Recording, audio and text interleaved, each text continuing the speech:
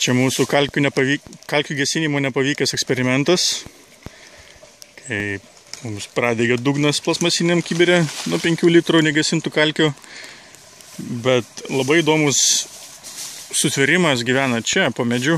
Koks čia medis? Kažkokia japoniška nesąmonė, žodžiu. Žaponika. Čia šaknis vynogės. Bet šita vynogė ne šiaip paprasta vynogė yra. Tu aš parodysiu, kokia jos yra aukštis. Tai va, čia jos stiebas, jinai turi kelis stiebus, bet čia vienas iš jų. Tai aš to išlysiu iš po medžio. Čia iš po medžio, čia lydi jos užpakalis. Čia eina vynogė, eina. Šitas medis yra persimonas, kuris yra labai aukštas. Tai vynogės, pati vynogė yra įlipusi į pačią viršūnę medžio.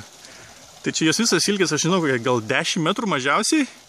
Ir ten savo susikrovusi buvo praeitais metais vynogių. Dar matosi, kekės išdžiūvusios. Įdomus medis.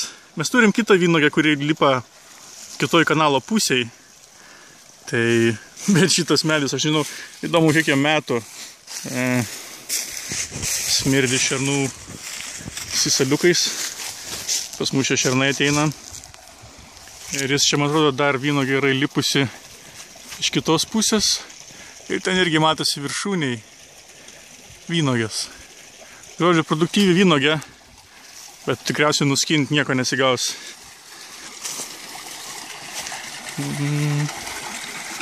Čia mūsų kanaliukas. Čia kaimynų žemė. Kaimynai negyvena. Čia už kanalo mūsų žemė, ąžuolynas. Palei kanalą mes turim daug vynogių. Ir čia sodas, kuris buvo pasodintas jau prieš mus. Pagrinde persimonai ir apelsinai.